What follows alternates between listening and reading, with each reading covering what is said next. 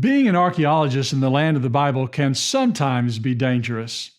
On April the 3rd, 1939, John Iliff, curator of the Palestine Archaeological Museum, was seriously wounded when he was shot just outside of his Jerusalem home. The message being sent by a local terrorist group was loud and clear: stay out, you're not wanted here. Just 3 years earlier, Professor Iliff had made an important discovery that confirmed something found in the Bible. That discovery had a threatening message of its own, and one that makes a powerful connection between faith and fact.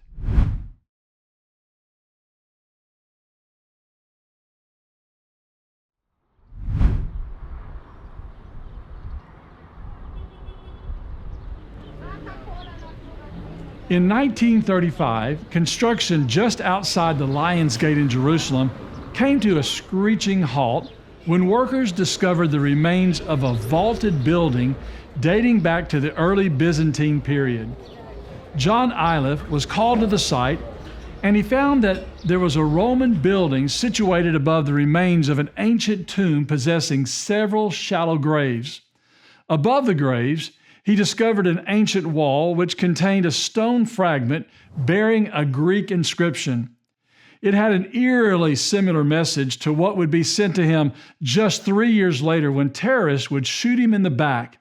The inscription read, "No man of another nation to enter within the fence and enclosure round the temple, and whoever is caught will have himself to blame, that his death ensues." The craftsman who had originally chiseled the inscription used large letters and painted them red so that its message could be easily seen. This partial inscription was made easier to decipher because of an earlier discovery made in 1871 by French archaeologist Charles Clermont-Ganneau. Ganneau had discovered a full and complete copy in the wall of a Muslim school near the Temple Mount. These ancient artifacts came to be known as the Temple Balustrade inscriptions, and they testify to an event and a place found in the Bible. In approximately 19 BC, King Herod the Great began remodeling and enlarging the temple, and he designed it with elaborate furnishings and grand buildings that took some 46 years to complete.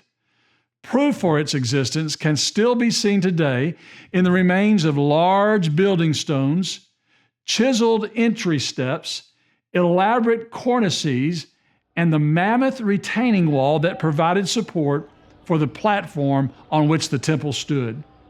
Both the Bible and the Jewish historian Josephus speak of a sanctuary located at the center of this complex with a holy place and the Holy of Holies. This inner sanctuary is where Jewish sinners would come near to the presence of God, make sacrifice for sin, and fulfill their vows and legal obligations. We also know that this entire inner sanctuary was surrounded by massive walls and doors.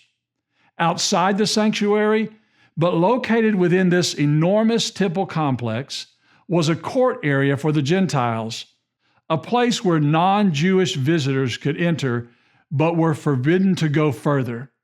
It was at this location that an actual barrier existed separating Jews from non-Jews, and about which Josephus said was 3 cubits high and of exquisite workmanship.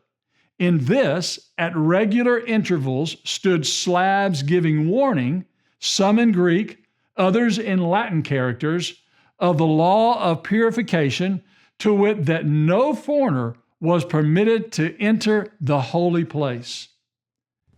With the discovery of the balustrade inscriptions made by Iliff and Ganneau, we now know that a barrier around the inner sanctuary of the temple, a wall of separation, actually existed.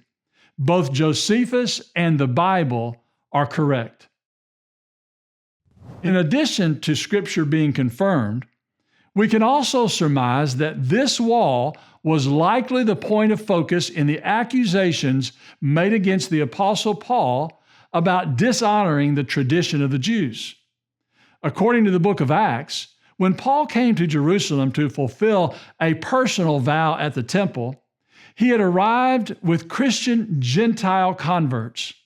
Later, he was accused of bringing those non-Jewish Christians into an area of the temple reserved only for Jews, presumably beyond the balustrade or wall of partition. A riot ensued, and Paul was arrested, tried, and eventually brought to Caesarea, then Rome, where he was to stand on trial over charges of being an insurrectionist and a violator of Jewish tradition. While under house arrest in Rome, he wrote a letter to the church at Ephesus discussing the nature of the church and the unity and peace to be practiced by all believers. He also made reference to Christ destroying a middle wall of partition that had divided Jew and Gentile. Today, no such barrier exists. It was finally destroyed by the Romans, along with the entire temple in AD 70. It was out of those ruins that the balustrade inscriptions were discovered and reused as common building materials for Roman homes and buildings. The destruction of the temple and the removal of the temple balustrade stand as a testament to what Paul revealed about Jesus and his desire to remove any such barrier between Jew and Gentile. The inscriptions found by Iliff and Clermont-Ganneau some 1900 years after the destruction of Jerusalem not only testify to the Bible's claims of a temple, but also to that of a wall of separation referred to by Paul in the book of Ephesians, giving us then both confirmation of the Bible's reliability as well as a greater appreciation for Paul's prophetic words found in Ephesians 2:14. The debris and standing structures from the Herodian temple complex, along with the balustrade inscription, are important finds that help us today to make a connection between fact and faith right here in the land of the Bible.